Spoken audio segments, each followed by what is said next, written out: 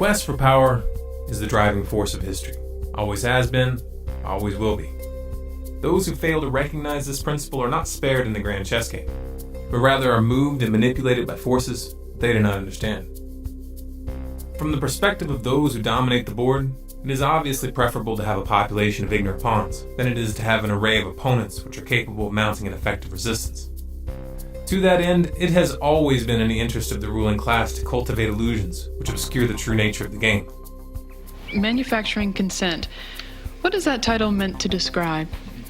Well, the title is actually borrowed from a book by Walter Lippmann, written back around 1921, in which he described what he called the manufacture of consent as a revolution in the practice of democracy. What it amounts to is a technique of control. And he said this was useful and necessary because the common interests, the general concerns of all people, elude the public. Walter Lippmann wasn't speaking theoretically, nor was he commenting on a phenomenon that he had observed from a distance. He was part of that specialized class, and he personally influenced the development of this new technique, control. So what was this new technique that Lippmann was referring to?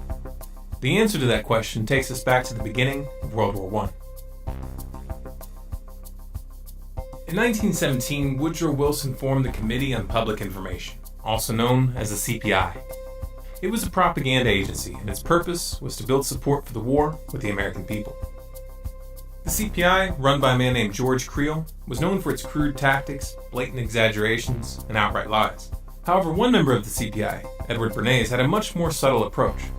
Rather than resorting to lowbrow tactics, Bernays studied the mindset of the American people, and then based on his observations, he created a campaign to promote the idea that America's purpose in the war was to, quote, make the world safe for democracy.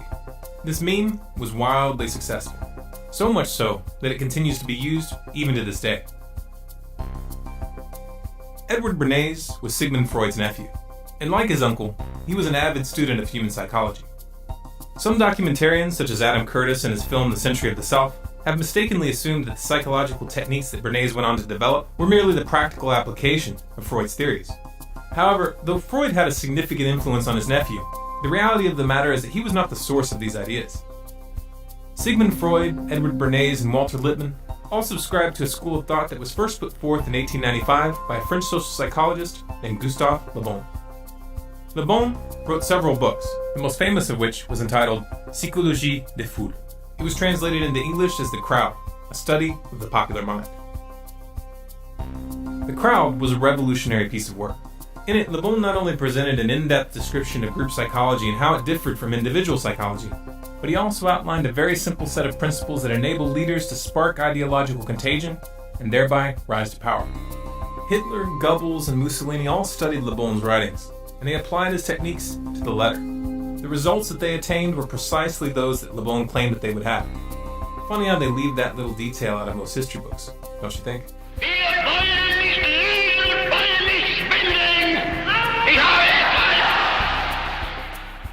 Sigmund Freud's book, Group Psychology and the Analysis of the Ego, was in fact a direct critique of the writings of Gustave Le Bon and William McDougall, which focused on the relationship between individual psychology and group psychology, and explained how human groups can be controlled for long periods of time through the manipulation of group identity, belief systems, and social structures. Edward Bernays studied the writings of Freud, Le Bon, Wilfred Trutter, Walter Lippmann, and many others. He then combined their perspectives and synthesized them into an applied science. The success of his Make the World Safe for Democracy meme during the war, both at home and abroad, planted the seed of an idea in Bernays' mind. Could group psychology tactics be applied during peacetime? When I came back to the United States, I decided that if you could use propaganda for war, you could certainly use it for peace. And propaganda got to be a bad word because of the Germans using it. So what I did was to try to find some other words. So we found the word Council on Public Relations. In 1919, Bernays opened the world's first public relations office. He named his agency the Council on Public Relations. It occurred to me that any young debutante who was aware of the times and of herself as a woman being discriminated against, would be delighted to walk in the Easter parade with her bow to dramatize the idea that cigarettes were indeed torches of freedom, to validate and to invalidate the taboo against women smoking. So I called up a debutante friend of mine, asked her to get another friend and two young men whom they liked, and I also instructed them on how to give information about what they did to the newsreels, weekly newsreels, to the newspapers, to the three important press associations, the AP, the United Press, and International News Service, and to walk from 34th Street to 57th and back and forth, lighting torches of freedom to protest man's inhumanity to women by a taboo against smoking. Next morning, there wasn't a newspaper in the United States, even the New York Times had a front page story, "Debutantes light torches of freedom to protest man's inhumanity to women by a taboo against smoking, lighting cigarettes in their walk." The interesting thing to me was that within 3 days, the newspapers, without any intercession on my part, published accounts that women were smoking in Union Square in San Francisco, in Union Square in Denver, and on the Boston Commons. This was Bernays' specialty, engineering social trends for clients, and he was very, very good at it. Perception was now a commodity, for sale to the highest bidder.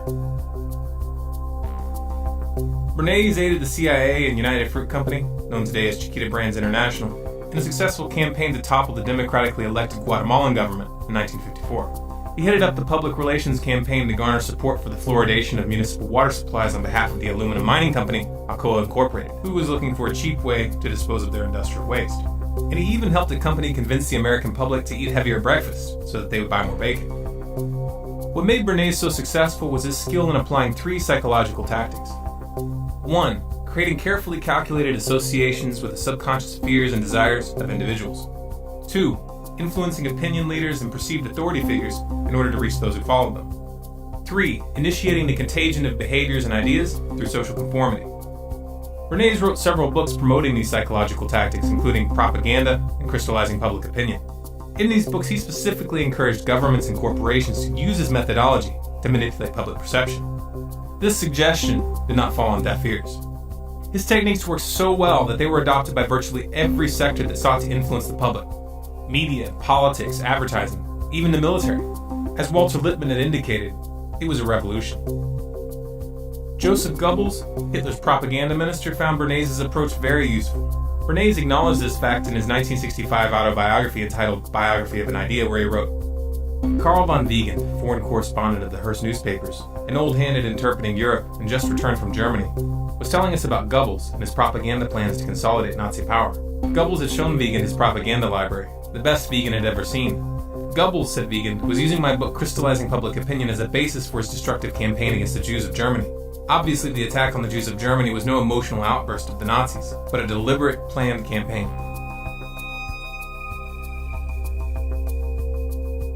The events that transpired in Nazi Germany stunned the world, and they inspired several prominent psychologists to investigate how populations are convinced to commit atrocities. In the process, they inadvertently established the science behind Le Bon's and Bernays' methods. In 1951, psychologist Solomon Asch set out to study and measure the effects and causes of social conformity and its ability to alter perception. To do so, he ran a series of experiments in which he asked groups of students to participate in what he told them was a vision test. In reality, all but one of the participants in each test were actually actors, each of whom had been prepped to give specific answers at specific times. The subjects were shown a card with a line on it, followed by another card with 3 lines on it, labeled 1, 2, and 3. They were then asked which line in the second card matched the line on the first card in length. The lines were made in such a way that the correct answer was obvious. Each member of the group was asked to give their response one at a time, and the real participant always answered last or next to last. For the first 2 trials, the actors gave the obvious correct answer. However, beginning on the 3rd trial, they would all give the same wrong answer. The goal was to ascertain how many people would conform to the perception of those around them when the group's position contradicted their own senses.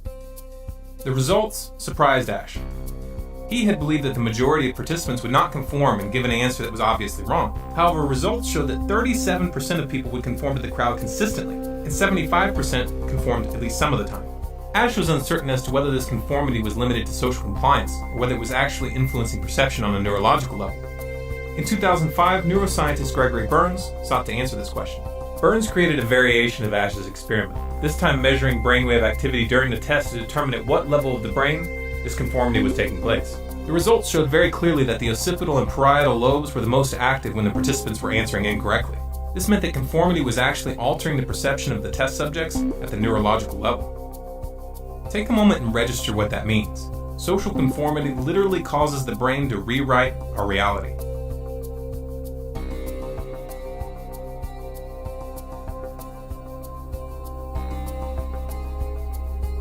In 1961, Yale University psychologist Stanley Milgram conducted a series of experiments which measured the willingness of individuals to obey authority figures. In the experiment, test subjects were placed in a scenario where they were led to believe that when they flipped a switch, an electrical shock was being delivered to a person in the adjacent room. They were then ordered by a man in a white jacket claiming to be the official scientist in charge to ask the person in the next room a series of questions. If they received an incorrect response, they were to punish them by flipping the switch, thereby administering a shock. For example, in the first line it reads, blue, boy, girl, grass, hat. Now after you've read the 4 choices, the learner pushes one of the switches on the board in front of him, and the number he has selected will light up in this box, 1, 2, 3, or 4. Now if he gives the correct answer, you say correct and go on to the next line. The correct answer is underlined and is also indicated in the right margin. Yeah. If he were to indicate the wrong answer, you would say wrong. Then tell him the number of volts you're going to give him. Then give him the punishment. Then read the correct word pair once, and then go on to the next line. As the test progressed, the voltage level was steadily increased, and the screams from the next room became more and more desperate, begging to stop the test and stating multiple times that they had a heart condition. 330 volts. Let me out of here. Let me out of here. My heart's bothering me. Nice one. Let me out. Let me out of here. You have no right to hold me here. Let me out. Let me out. Let me out. Excellent. Fast. Let me out. Let me out.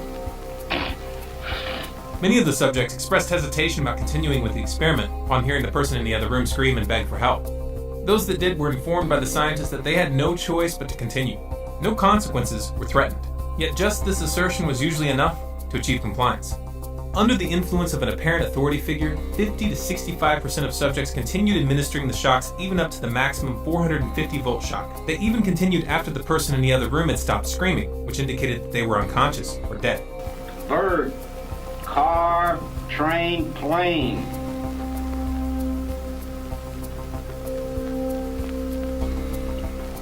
Go on, please, with the procedure. Please answer.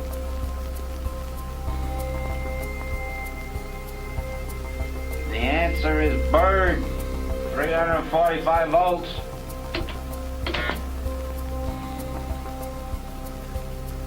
Blunt, knife, stick, word, arrow. Answer, please. Continue, please. The answer is arrow, 360 volts.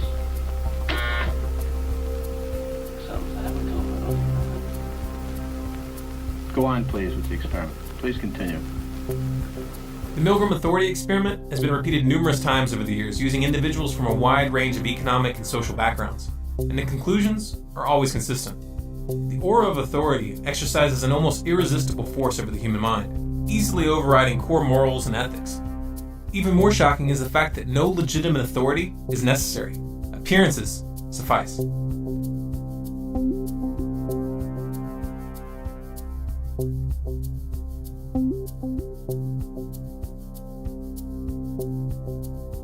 The invisible government that Walter Lippmann, Edward Bernays, and Woodrow Wilson had referred to was not just an abstract concept. It was a very real and concrete reality, and they were well positioned to comment on it because they directly participated in its creation. It all started as an inquiry. The inquiry, to the select few who knew, was a group of 150 men assembled by Woodrow Wilson to gather the data that they thought necessary to, quote, make the world safe for democracy after World War I was over.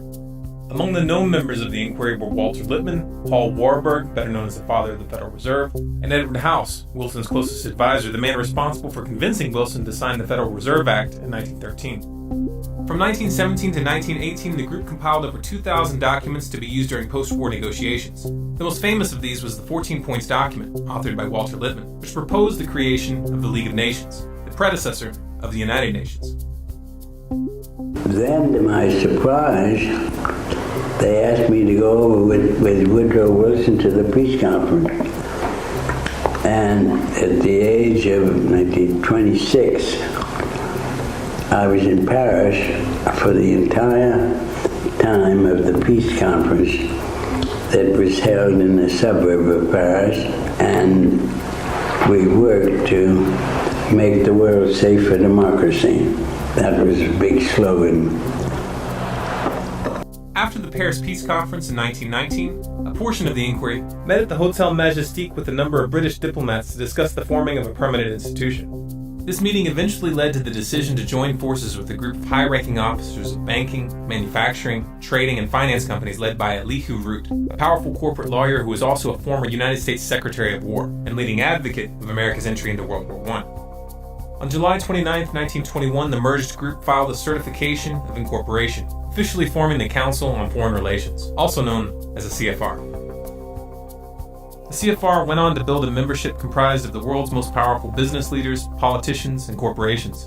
Among the corporate members are Goldman Sachs, JP Morgan, Chevron, Exxon, Shell, BP Oil, General Electric, Raytheon, Lockheed Martin, Northrop Grumman, Boeing, Bloomberg, Rothschilds North America, and DynCorp International. You can find a complete list on the CFR website. It's good to be back at the Council on Foreign Relations. As Pete mentioned, I've been a member for a long time and was actually a director for some period of time. I never mentioned that when I was campaigning for re-election back home in Wyoming. Thank you very much, Richard, and I am delighted to be here in these new headquarters. I have been often to, the mothership in New York City. But it's good to have an outpost of the council right here down the street from the State Department. We get a lot of advice from the council, so this will mean I won't have as far to go to be told what we should be doing and how we should think about the future. John Foster Dulles, Secretary of State under President Eisenhower, is listed as one of the founding members of the CFR on their own website. It was Dulles that convinced Eisenhower to use the CIA to topple the democratically elected Prime Minister of Iran, Mohammad Mossadegh, in 1953. The Shah, the puppet who was installed in his place, was a brutal dictator. He enjoyed full support from the U.S. government until he was overthrown in the Islamic Revolution of 1979. Dulles was also the man behind the 1954 CIA coup in Guatemala, and remember, Bernays ran the propaganda for that operation. The tactic that Bernays chose was to convince the public that the Guatemalan government was backed by the Soviets. Nada menos que John Foster Dulles, que era el secretario. No less a figure than John Foster Dulles, head of the State Department, was part of the firm of lawyers acting for the United Fruit Company. His brother Alan was the head of the CIA. So it didn't take much of an effort on their part to persuade their president, a military man, Mr. Eisenhower, to give them the green light to overthrow Arbenzi's government. Para derrocar al gobierno de Arbenz. U.S. Secretary of State Dulles takes the rostrum to urge united action by the Americas to outlaw international communist intervention in the Western Hemisphere. Bernays' tactic worked, even though the Soviet Union didn't even have diplomatic relations with Guatemala at the time.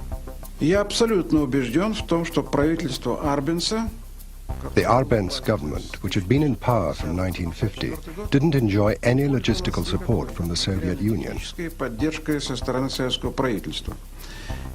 We didn't even have diplomatic relations. There was no Soviet mission in Guatemala. Once again, Bernays set a trend, and for the next 40 years, the U.S. government would use the specter of communism to justify invasions and covert operations around the globe. Another member of the CFR, George Bundy, was National Security Advisor under Kennedy and Lyndon B. Johnson. He was also the man responsible for encouraging the escalation of the Vietnam War, a prospect that Kennedy opposed and would not have allowed had he lived. This according to documents written by Bundy himself. President Nixon's National Security Advisor Henry Kissinger is also a member of the council. Kissinger was the man behind the CIA coup which overthrew the democratically elected president of Chile, Salvador Allende. The puppet they installed in Allende's place, Augusto Pinochet, was another brutal dictator who tortured and killed thousands of his own citizens. The U.S. government politely looked the other way. Carter's National Security Advisor, Zbigniew Brzezinski, is also a member of the council. In 1972, I became director of the Trilateral Commission, an American, Japanese, West European public organization. In 1976, I directed the Foreign Policy Task Forces for Jimmy Carter. Then I became the National Security Advisor for 4 years. Then I went back to private life, although in 1988, I was co-chairman with Brent Scowcroft and Henry Kissinger of the Foreign Policy Task Force for Vice President Bush. You mentioned something earlier that you've done that comes up right in the spot that you're sitting many times by our callers across the country, and that is a suspicion that there is a conspiracy afoot through the Trilateral Commission and the Council on Foreign Relations. You ran the Trilateral Commission for how long? About 3 years, I think. Something like that, 3 years. Not only did I run it, I helped to found it and organize it with David Rockefeller. It was Zbigniew Brzezinski who was behind the funding and arming of the Mujahideen in Pakistan and Afghanistan, a tactic designed to incite the Soviets to invade. U.S. National Security Advisor Brzezinski flew to Pakistan to set about rallying resistance. He wanted to arm the Mujahideen without revealing America's role. On the Afghan border near the Khyber Pass, he urged the soldiers of God to redouble their efforts. We know of their deep belief in God, and we are confident that their struggle will succeed. That land over there is yours. You'll go back to it one day because your fight will prevail and you'll have your homes, your mosques back again because your cause is right and God is on your side. I mean, let's remember here, the people we are fighting today, we funded 20 years ago. Ronald Reagan's National Security Advisors Richard B. Allen and Robert C. McFarlane are also members of the council, as was his Secretary of State, George Shultz. George Shultz was behind the attempted overthrow of the Sandinista government in Nicaragua. This was part of the Iran-Contra scandal. The Contras, which Reagan and Shultz were arming and training through the CIA, killed, tortured, raped, mutilated, and abducted hundreds of civilians that they suspected of sympathizing with the Sandinistas.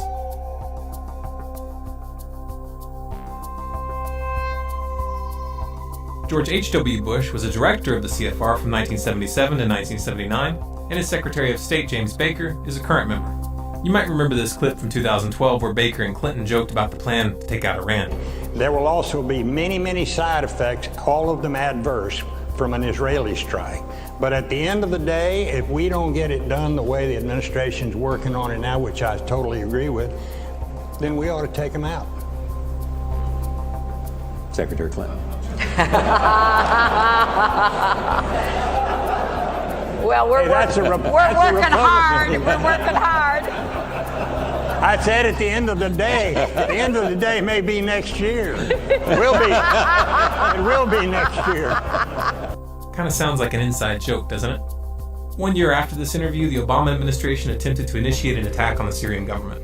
This was designed to draw in Iran, which has a mutual defense agreement with Syria. Obama took an indirect route by funding and arming militants who then committed atrocities and blamed them on government forces. Sound familiar? Well, perhaps that's because Zbigniew Brzezinski was Obama's personal mentor. Somebody who has over decades trained some of the most prominent foreign policy specialists, not just in the Democratic Party, but has trained a number who ended up in the Republican Party as well. He is one of our most outstanding scholars, one of our most outstanding thinkers. He has proven to be an outstanding friend and somebody who I've learned an immense amount from. And for him to support me in this campaign and then be willing to come out here to Iowa is a testimony to his generosity. So if everybody could please give Dr. Brzezinski another round of applause. Bill Clinton is also a member of the council, and his Secretary of State, Madeleine Albright, is currently serving on the board of directors. Madeleine Albright was in charge of the sanctions on Iraq that were in place during the entire Clinton administration. We have heard that 500,000 children have died. I mean, that's more children than died in Hiroshima. And you know, is the price worth it? I think this is a very hard choice, but we think the price is worth it.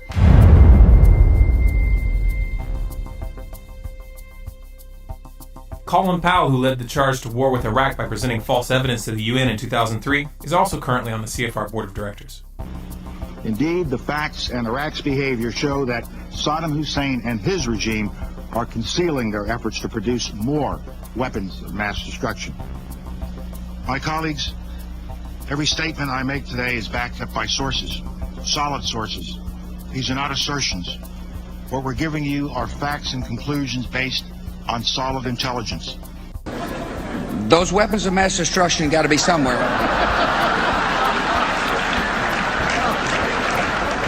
Nope, no weapons over there.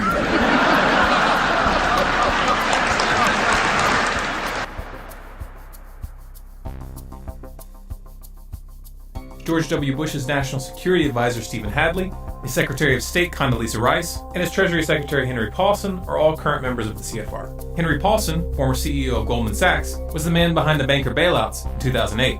Goldman Sachs, which just happens to be a corporate member of the CFR, was one of the primary beneficiaries of that bailout. Another CFR member, Robert Gates, was Secretary of Defense under both Bush and Obama. Obama's first National Security Advisor, James L. Jones, is a CFR member, as is Obama's second National Security Advisor, Tom DeNillen, his third National Security Advisor, Susan Rice, his second Secretary of Defense, Chuck Hagel, his first Secretary of State, Hillary Clinton, as was his first Secretary of Homeland Security, Janet Napolitano. John Kerry, Obama's second Secretary of State, acknowledged that he was a member of the CFR in a speech given at the Council in 2003, but he's no longer listed on the official roster. In the Senate, Dianne Feinstein is listed as a member, as is John McCain, Joe Lieberman, and former Senator Christopher Dodd. Christopher Dodd is currently the president of the Motion Picture Association of America. In that role, he was the driving force behind the SOPA and PIPA internet bills. 3 out of 6 of the current board members of the Federal Reserve, Daniel Tarullo, Jerome Powell, and Janet Yellen, are all publicly listed as members of the Council. This cozy relationship between the Federal Reserve and the CFR goes back to the very beginning. Paul Warburg was a founder of both organizations, and he held positions in both of them concurrently. He was a director of the Council from its creation in 1921 until his death in 1932, and he served on the Federal Reserve Board from 1921 to 1926.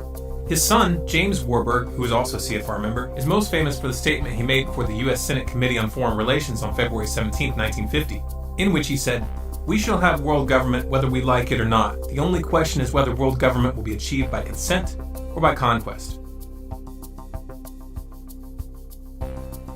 Carroll Quigley was an author and professor of history at Georgetown University. He was also a personal mentor to President Bill Clinton. And then, as a student at Georgetown, I heard that call clarified by a professor named Carroll Quigley. Quigley served as a consultant to the U.S. Department of Defense, the U.S. Navy, and the House Select Committee on Astronomics and Space Exploration. He was not a fringe lunatic by any stretch of the imagination, but was in fact a respected member of the establishment. That's what makes the statements he made in his book Tragedy and Hope so significant. Tragedy and Hope was a dense and highly detailed historical volume which covered world history from 1914, with an emphasis on analyzing the driving forces of civilization. The book was completely uncontroversial, that is until you get to the middle, where he makes the following statement. There does exist and has existed for a generation an international Anglophile network which operates to some extent in the way that the radical right believes with the Communist Act. In fact, this network, which we may identify as the Roundtable groups, has no aversion to cooperating with the communists or any other groups, and frequently does so. I know of the operations of this network because I have studied it for 20 years, and I was permitted for 2 years in the early 1960s to examine its papers and secret records. I have no aversion to it or to most of its aims, and have for much of my life been close to it and to many of its instruments. I have objected both in the past and recently to a few of its policies, but in general my chief difference of opinion is that it wishes to remain unknown, and I believe its role in history is significant enough to be known. Quigley specifically identified the CFR and the Institute of International Affairs as key hubs in this roundtable network, and he confirmed its close relationship to banking and finance. The Institute of International Affairs, also known as the Chatham House, is a sister organization of the CFR. It was created in 1920 by the British diplomats who attended the meeting at the Hotel Majestic in Paris in 1919. There are chapters of the Institute of International Affairs in Australia, Belgium, France, Italy, Portugal, Norway, Poland, Finland, Hungary, Sweden, New Zealand, South Africa, Nigeria, Pakistan, Singapore, Japan, and in other countries as well. For we are opposed around the world by a monolithic and ruthless conspiracy that relies primarily on covert means for expanding its sphere of influence, on infiltration instead of invasion, on subversion instead of elections, on intimidation instead of free choice, on guerrillas by night instead of armies by day. It is a system which has conscripted vast human and material resources into the building of a tightly knit, highly efficient machine that combines military, diplomatic, intelligence, economic, scientific, and political operations. Its preparations are concealed, not published. Its mistakes are buried, not headlined. Its dissenters are silenced, not praised. No expenditure is questioned, no rumor is printed, no secret is revealed.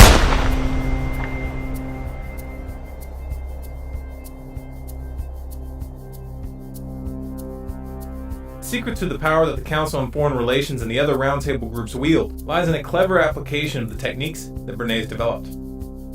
They target individual psychology by cultivating a sense of exclusivity and prestige, which plays upon people's desire to feel important and powerful. Like Bernays, they manipulate the public indirectly by targeting opinion leaders and authority figures. By influencing their membership, which is comprised of men and women in the highest levels of government, business, and finance, they hijack the phenomenon observed in the Milgram Authority experiments while bypassing the electoral process. Most of the meetings held at the CFR are run under Chatham House rules, meaning that the ideas discussed there may be used and spread by those present, but no one is allowed to mention where those ideas came from. I would like to remind the audience, it says here, that this meeting is not for attribution. This means that participants are welcome to make use of the information received at the meeting, but neither the identity of the speakers nor that of any other participant may be revealed, nor may one cite a council meeting as the source of the information. These closed-door discussions and their exclusive membership process work together to engineer the phenomenon demonstrated in the Ash conformity experiments. New members must be nominated by an existing member, seconded by 3 members, and approved by the board of directors. This process ensures that ideological continuity is maintained as social conformity brings new members into line with the group. It's important to remember that wealth, social status, and official positions of power do not reduce the effects of group psychology. We get a lot of advice from the council, so this will mean I won't have as far to go to be told what we should be doing and how we should think about the future. To put it in simple terms, the politicians aren't the ones calling the shots. They're just puppets. Voting the bums out doesn't work, and it hasn't for a long, long time. Now you know why. Even if we remove every single corrupt oligarch from the councils of government, we will end up right back in the same situation unless we deal with the psychological underpinnings of our enslavement. But how do we do that? How do we reach the group mind and shake the crowd from its slumber? Group psychology is a weapon, and like all weapons, it is capable of being used for good or for evil. For many years, it has been in the wrong hands. It has been hidden from the public and used against them. It's time for the people to pick up that weapon and use it to free themselves. It's time to start studying. Read Gustave Le Bon's books, The Crowd and Psychology of Revolution. Read Edward Bernays' books, Propaganda and Crystallizing Public Opinion. And read Gene Sharp's books, From Dictatorship to Democracy and National Security Through Civilian-Based Defense. Learn the theory, learn the techniques, and start using them to spread the truth rather than hiding it. Start using them to prevent wars rather than start them. Start using them to stop the militarization of the police and to end the surveillance state. Use them to bring this corporate mafia to its knees. Some of you may find this proposition frightening. This is dangerous stuff. These are ideological M16s with boxes of ammunition. If even a few motivated individuals started using these techniques effectively, it could seriously disrupt the balance of power. But that is exactly what's needed. I challenge you to look around. Look at the state of the world. Look at where these psychopaths are taking us. If you do not feel the imperative to change the course that we are on, then you're not paying attention. So just as I say we aren't going to let any dogs or water hoses turn us around, we aren't going to let any injunction turn us around.